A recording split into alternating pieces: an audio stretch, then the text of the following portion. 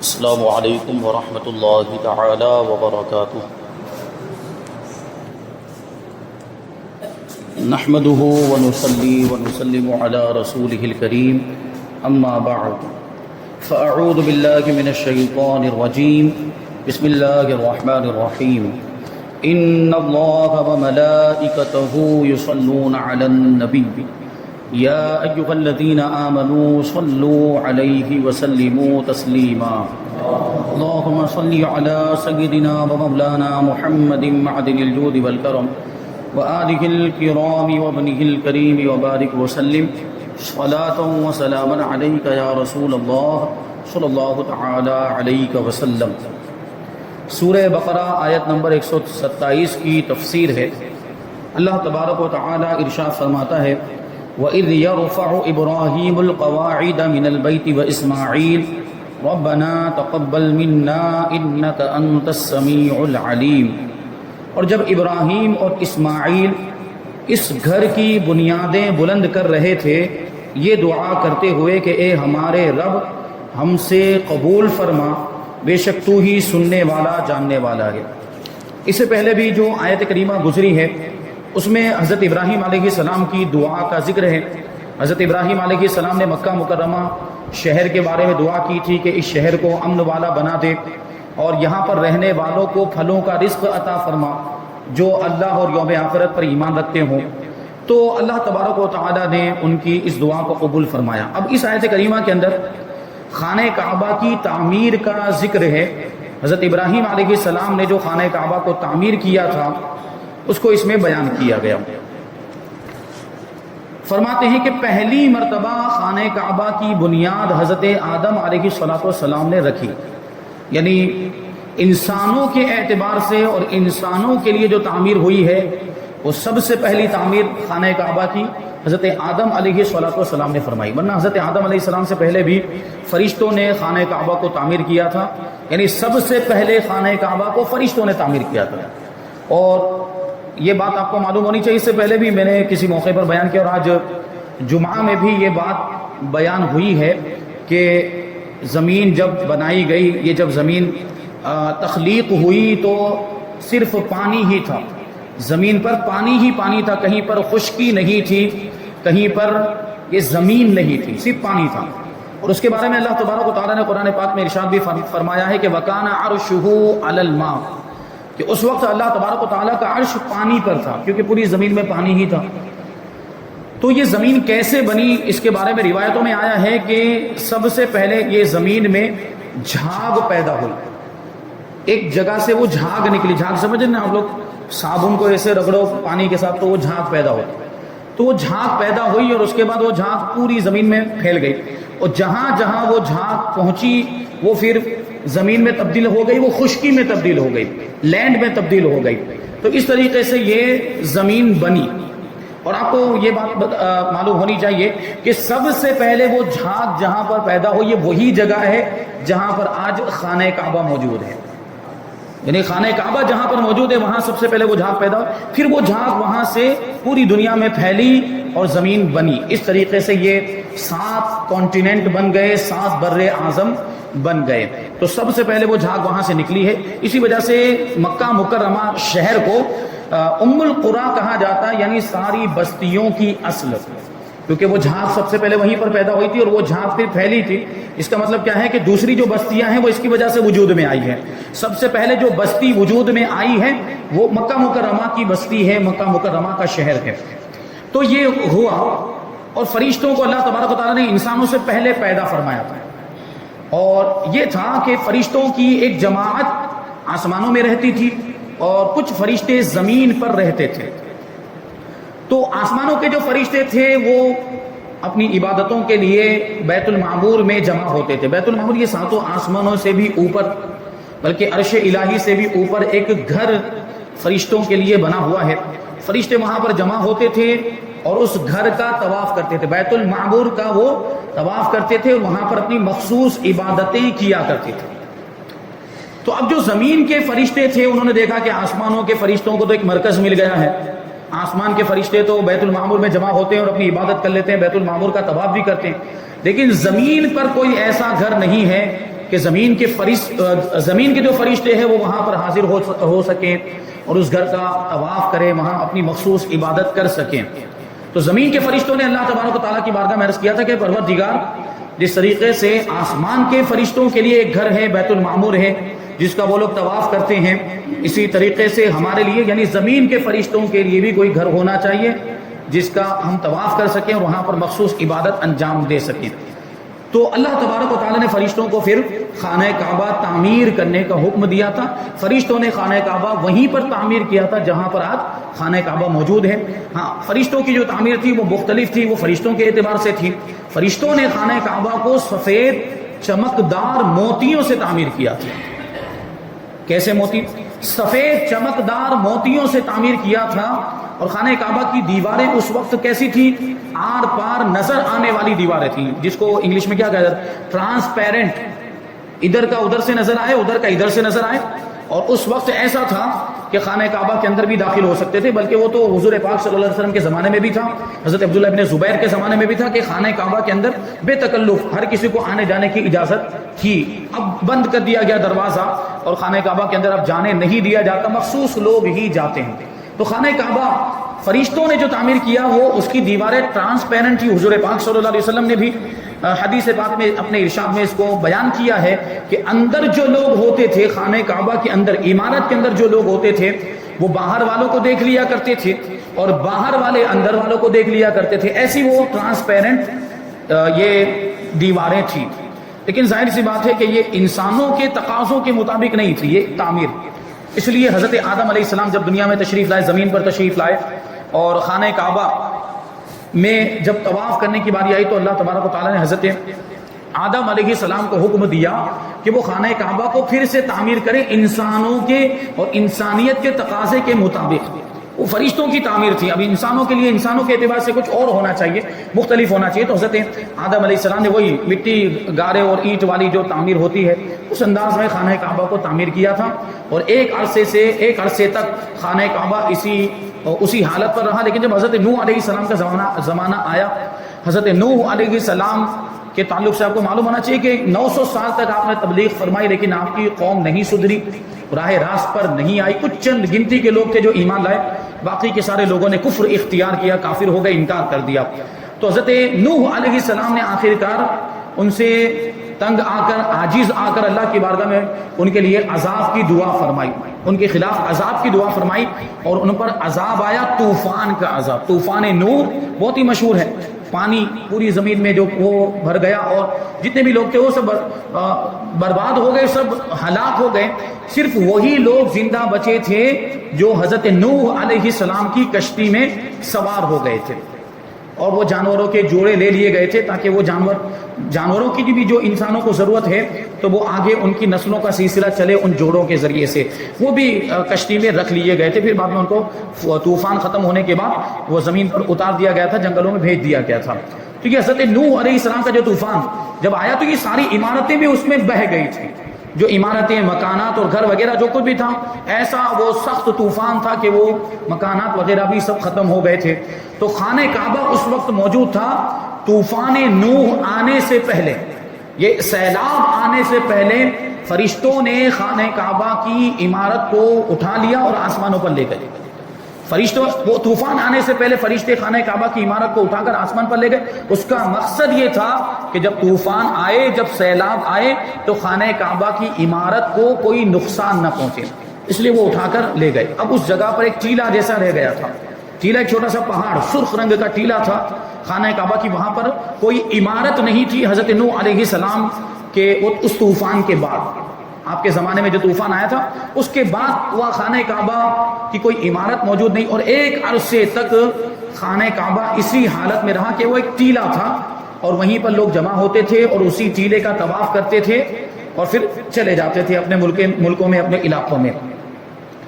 اور یہ زمانہ گزرنے کے ساتھ ساتھ وہ ٹیلا بھی دھیرے دھیرے غائب ہو گیا، کیونکہ مٹی اڑتی تھی، وہاں پر آ کر مٹی جمع ہو جاتی تھی، تو اس طرح ہوتے ہوتے وہ ٹیلے کے نشانات بھی ختم ہو گئے، وہ ٹیلا بھی غائب ہو گیا، اب وہ ٹیلا بھی نظر نہیں آ رہا تھا۔ حضرت ابراہیم علیہ السلام کا دور آیا تو اللہ تبارک و تعالیٰ نے حضرت ابراہیم علیہ السلام کو خانہ کعبہ پھر سے تعمیر کرنے کا حکم دیا۔ حضرت ابراہیم علیہ السلام اس جگہ پر پہنچے تو آپ کو سمجھ میں نہیں آئے کہ خانہ کعبہ کہاں پر تعمیر کیا جائے، کیونکہ خانہ کعبہ کا کچھ بھی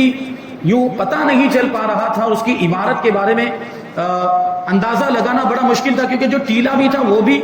پٹ چکا تھا، مٹی اس پر اوپر سے پڑنے کی وجہ سے۔ تو حضرت ابراہیم علیہ السلام نے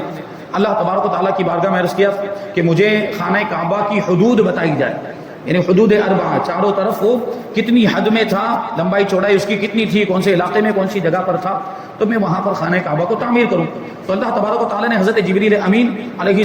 السلام کو بھیجا، اور حضرت جبریل امین نے آ کر حضرت ابراہیم علیہ السلام کے سامنے خانہ کعبہ کی حدود اربعہ کی تعیین کر دی کہ اتنے اتنے حصے میں خانہ کعبہ کی عمارت موجود تھی۔ اور ایک روایت کے مطابق یہ ہے کہ جب حضرت ابراہیم علیہ السلام نے اللہ کی بارگاہ میں عرض کیا کہ مجھے خانہ کعبہ کی حدود اربعہ بتا دی جائے، تو اللہ تبارک و تعالیٰ کے حکم سے ایک تیز ہوا چلی تھی، بہت ہی تیز ہوا چلی جس نے مٹی کو اڑایا۔ وہ تیز ہوا کے چلنے کی وجہ سے مٹی اڑی، مٹی کے اڑنے کی وجہ سے خانہ کعبہ کی جو بنیادیں تھیں وہ ظاہر ہو گئی، نیچے جو چھپ گئی تھی جو بنیادیں وہ ظاہر ہو گئی، اور حضرت ابراہیم علیہ السلام کو پتہ چل گیا کہ یہاں پر خانہ کعبہ موجود تھا۔ پھر آپ نے وہاں ازسر نو خانہ کعبہ کو تعمیر کیا، اسی تعمیر کا ذکر اس آیت کریمہ کے اندر موجود ہے۔ تو سب سے پہلے حضرت آدم علیہ السلام نے خانہ کعبہ کی بنیاد رکھی، خانہ کعبہ کو تعمیر کیا، اور طوفان نوح کے بعد حضرت ابراہیم علیہ السلام نے اسی بنیاد پر خانہ کعبہ کو دوبارہ تعمیر کیا۔ یہ تعمیر خاص حضرت ابراہیم علیہ السلام کے دستے مبارک سے ہوئی۔ یہ بات میں نے پہلے عرض کی ہے کہ حضرت ابراہیم علیہ السلام معمار کے طور پر خانہ کعبہ کو تعمیر کر رہے تھے، اور حضرت اسماعیل علیہ السلام آپ کے صاحبزادے وہ مزدور کے طور پر کام کر رہے تھے۔ یعنی ہوتا یہ تھا کہ حضرت اسماعیل علیہ السلام مٹی لا کر دے رہے تھے، گارا لا کر دے رہے ہیں، اینٹیں لا کر دے رہے ہیں، اور حضرت ابراہیم علیہ السلام اس کو دیوار میں جوڑتے چلے جا رہے ہیں اور دیوار کو بلند کرتے چلے جا رہے ہیں۔ اس طریقے سے حضرت ابراہیم علیہ السلام کے دستے مبارک سے خانہ کعبہ کی تعمیر ہوئی۔ وہی کہہ رہے ہیں کہ پتھر اٹھا کر لانے کی خدمت اور سعادت حضرت اسماعیل علیہ السلام کو میسر ہوئی۔ دونوں حضرات نے اس وقت یہ دعا کی تھی کہ یا رب ہماری یہ طاعت و خدمت قبول فرما، یعنی ہم نے جو خانہ کعبہ کو تعمیر کیا ہماری یہ تعمیر قبول ہو جائے۔ علامہ قسطلانی رحمۃ اللہ تعالی علیہ نے بخاری کی شرح میں تحریر فرمایا ہے کہ خانہ کعبہ کی تعمیر 10 مرتبہ کی گئی ہے، اور اسے نقل کرنے کے بعد علامہ سلیمان جمل رحمۃ اللہ تعالی علیہ فرماتے ہیں کہ 1039 ہجری کے بعد بھی بعض بادشاہوں نے تعمیر کعبہ کی ہے، جیسا کہ اسے بعض تاریخ دانوں نے نقل فرمایا ہے۔ تو اس کے بارے میں آپ کو ایک بات بتاؤں کہ خانہ کعبہ حضرت ابراہیم علیہ السلام کے بعد اسی حالت پر رہا، لیکن ظاہر سی بات زمانہ گزرنے کی وجہ سے تعمیر پر اور دیواروں پر فرق آتا ہے۔ تو جہاں جہاں جیسی جیسی ضرورت پڑتی رہی لوگوں نے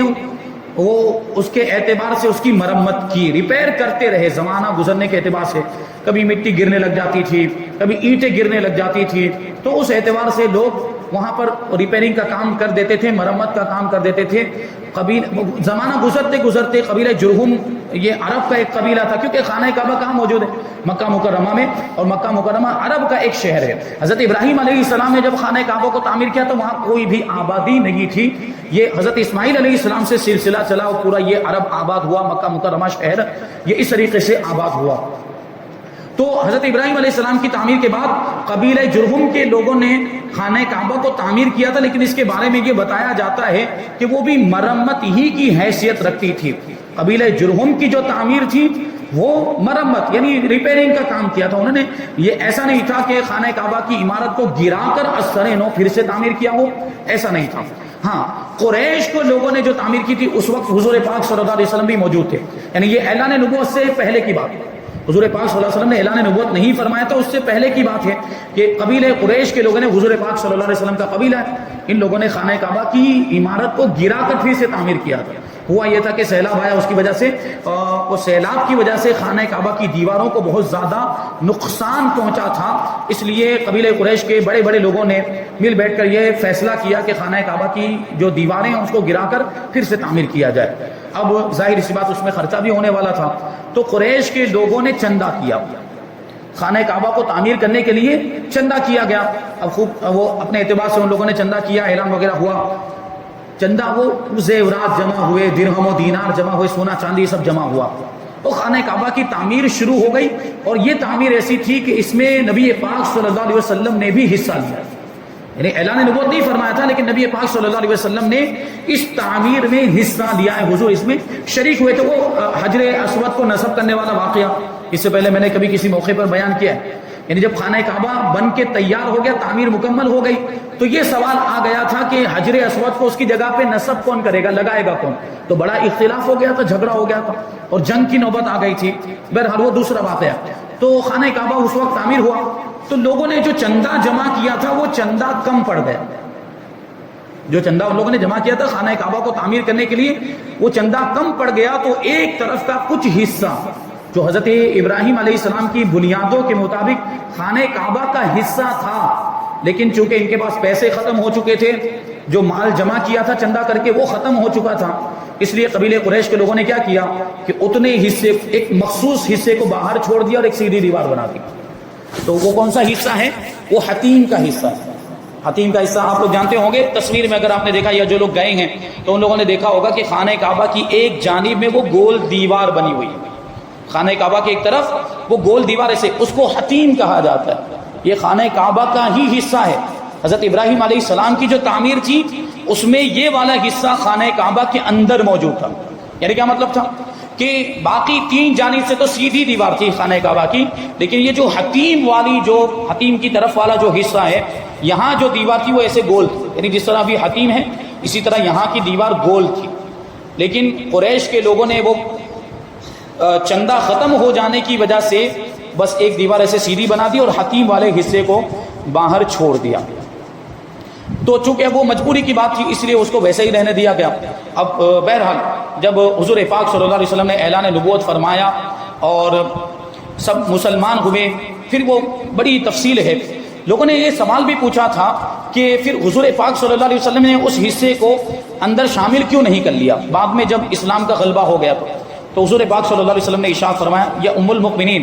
حضرت عائشہ صدیقہ رضی اللہ تعالی عنہ نے فرمایا، آپ کا ارشاد ہے یا ام المؤمنین راویہ ہیں، آپ فرماتی ہیں کہ حضور پاک صلی اللہ علیہ وسلم نے ایسا ارشاد فرمایا تھا، او کما قال علیہ الصلوۃ والسلام، کہ اگر میری قوم کا اسلام لانے کا جو زمانہ ہے وہ قریب نہ ہوتا تو میں ضرور حتیم والے حصے کو خانہ کعبہ میں شامل کر دیتا۔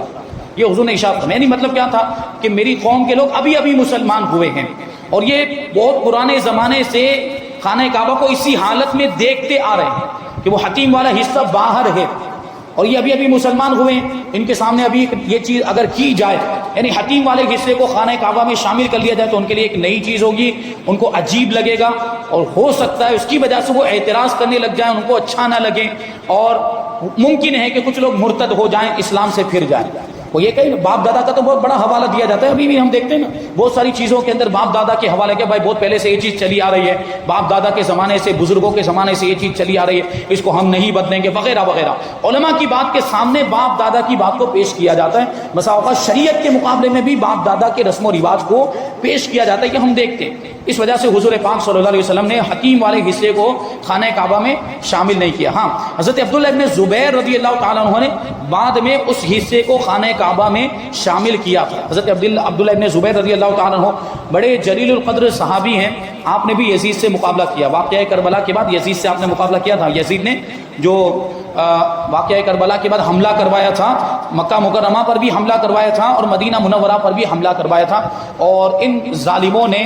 اور بے ادب کہیں گے ان کو، گستاخوں نے خانہ کعبہ میں جو لوگ حضرت عبداللہ ابن زبیر کے جو لشکر کے لوگ تھے وہ انہوں نے وہاں جا کر پناہ لی تھی، تو ان لوگوں نے پہاڑوں پر چڑھ کر، آس پاس میں جو پہاڑ ہے وہاں پر چڑھ کر وہ آگ کے گولے گندھک سے جلا کر اس کو وہ خانہ کعبہ کے اندر پھینکا تھا، مسجد حرام کے اندر پھینکا تھا، اس کی وجہ سے خانہ کعبہ کی عمارت میں آگ لگ گئی تھی۔ سوچیں آپ کہ کتنے بے ادب کلمہ پڑھنے والے لوگ، اپنے آپ کو مومن اور مسلمان کہنے والے لوگ، اور خانہ کعبہ کو اس طریقے سے ان لوگوں نے نقصان پہنچایا تھا کہ یزیدی لشکر، شامی لشکر، یزیدی لشکر تھا، ان لوگوں نے یہ کیا، اس کی وجہ سے خانہ کعبہ کے غلاف میں بھی آگ لگ گئی، غلاف بھی جل گیا، اور اس وقت خانہ کعبہ کے اندر لکڑی کا بھی ایک بہت بڑا حصہ اس کی دیواروں میں شامل تھا۔ یعنی ابھی ہم اور آپ دیکھتے ہیں تو خانہ کعبہ، ہمارے یہاں پہ اب جو عمارتیں ہوتی ہیں تو اگر اینٹیں ہیں تو اینٹیں ہی موجود ہیں، لکڑیاں نہیں ہوگی، لیکن اس زمانے میں ایسا یہ ہوتا تھا کہ اینٹوں کو جوڑنے کے لیے بیچ بیچ میں لکڑیاں رکھی جاتی تھیں، جیسے ایک اینٹ کی ایک لیئر رکھ دی، پھر اس پہ لکڑیاں رکھتے تھے، پھر دوسری لیئر رکھتے تھے. تو اس طرح خانہ کعبہ کی عمارت میں دیوار میں اس وقت لکڑیوں کا بھی ایک حصہ موجود تھا، تو لکڑیوں میں آگ لگ گئی اور اس کی وجہ سے عمارت کمزور ہو گئی. تو حضرت عبداللہ ابن زبیر رضی اللہ تعالیٰ عنہ نے اس وقت خانہ کعبہ کو پھر سے تعمیر کروایا تھا. اتنی زیادہ وہ عمارت کمزور ہو گئی تھی، بیان کرتے ہیں روایتوں میں آیا کہ کبوتر بھی بیٹھتے تھے تو مٹی گرتی تھی.